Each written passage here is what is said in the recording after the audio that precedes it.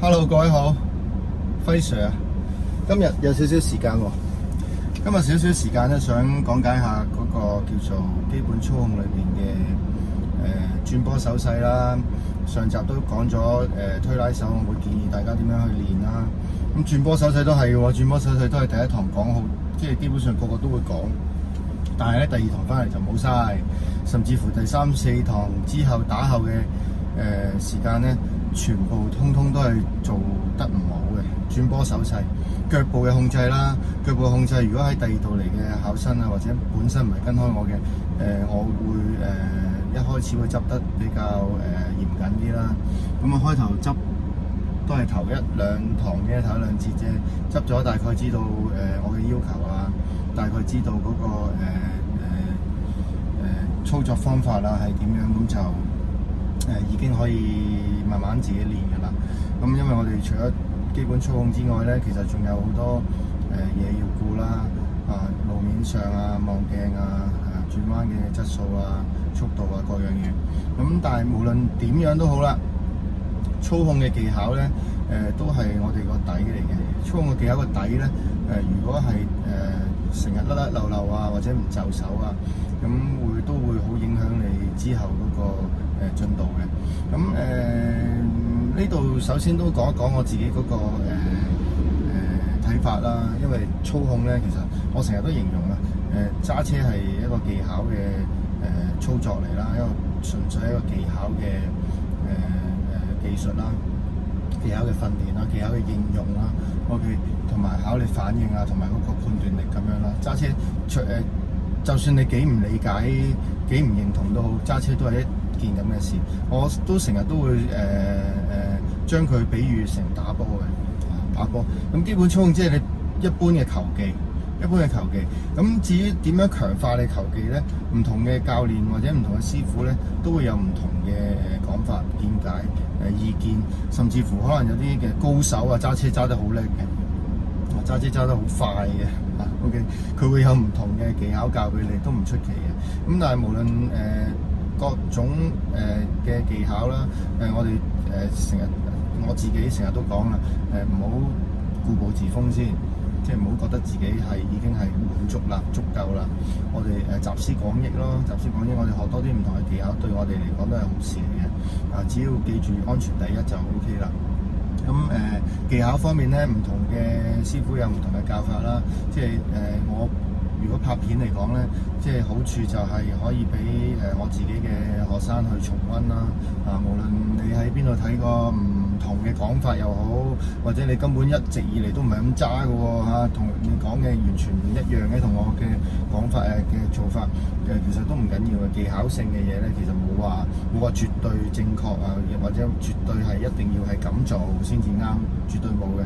只要出嚟嘅效果係妥當受控，同埋你可以令你更加容易掌握控制架車，其實我覺得就係一個好嘅教學啦。我覺得咁我都好希望自己可以做到呢個效果啦。咁事不宜遲啦，講翻我哋嘅首先腳嘅操控啦，腳嘅操控，其實我會建議大家咧學車每次學車都會着翻同一對鞋嘅。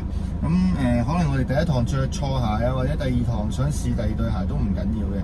咁你試3次4次，大概都知道邊對鞋好啲嘅時候咧，我哋就習慣着嗰對就嗰對。咁我揸慣咗啊，冇所謂嘅，我唔次次換唔同鞋啊。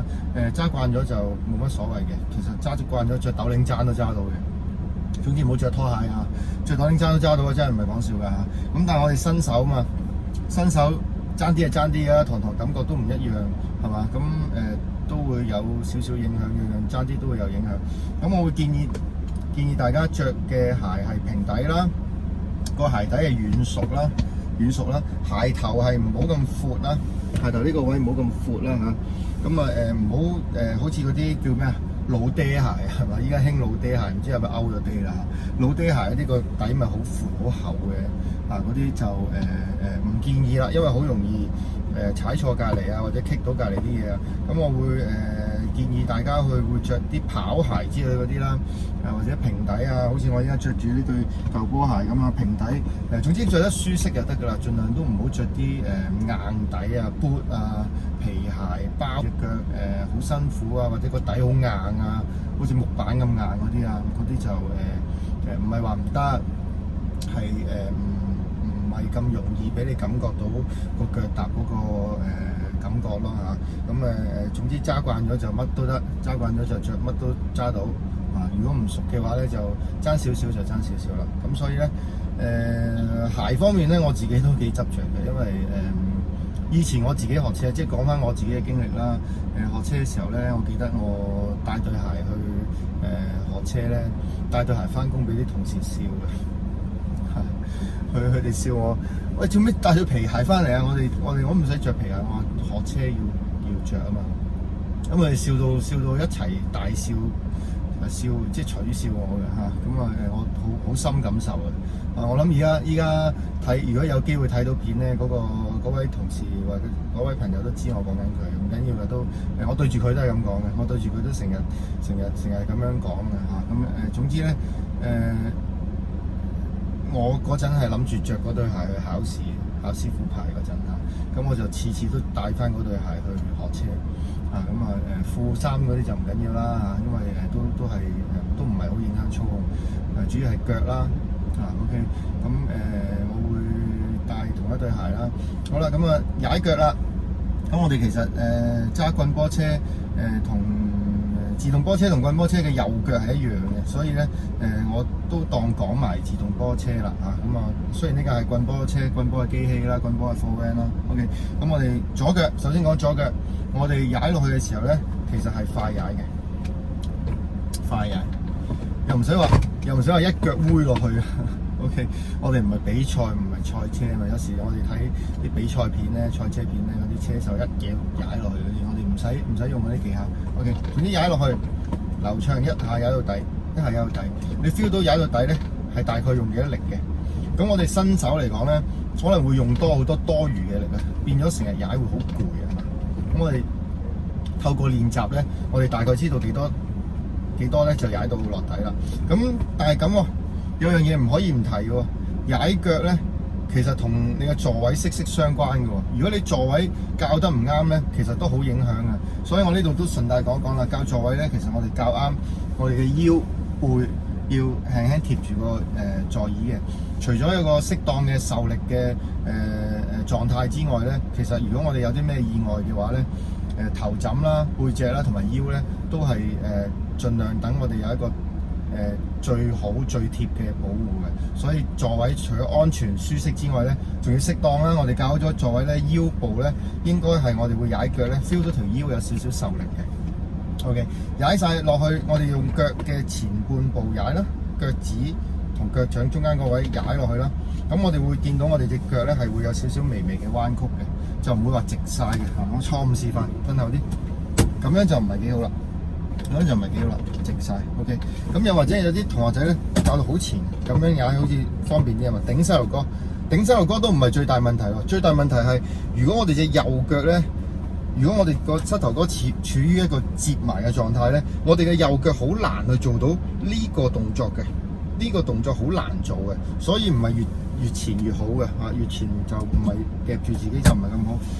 所以咧，校啱咗個座位咧，一般我都會叫啲學生試下踩左腳，踩盡力，微微彎曲，舒適自然，腰係受力嘅，放腳嘅時候唔會太頂住膝頭哥嘅，右腳可以做到一個好輕鬆做到呢個動作嘅，好輕鬆做到呢個動作嘅。咁呢個座位就大概校啱啦。好，咁座位校啱咗咯喎，咁椅背嗰啲就可以校直校斜啦。校直校斜，我哋輕輕挨住個座位後邊咧。咁其實我哋雙手攞太最頂咧，應該唔使烏前寒背，應該唔使直晒咁樣。我呢度都有少少直啦，我可能會坐直一小格，咁樣就 fit 啦。攞最頂少少自然嘅彎曲啦，手 OK， 攞最底唔會頂住自己嘅肚腩啦。OK， 如果肚腩太大嗰啲就減肥啦，好似我咁要減肥啦。OK， 咁唔係幾健康啊嘛，因為我哋人嚟噶嘛，健康啲係咪可以走得更加長嘅路先係咪先？所以咧肚腩太大嗰啲就減佢啦。好似我咁就嚟要進入地獄式減肥啦嚇，太肥啦呢排嘅生活太老到啦，成日都亂咁食嘢，又離題啦嘛依家。OK，咁我哋手啦腳啦都啱啦，大致上呢個座位啱。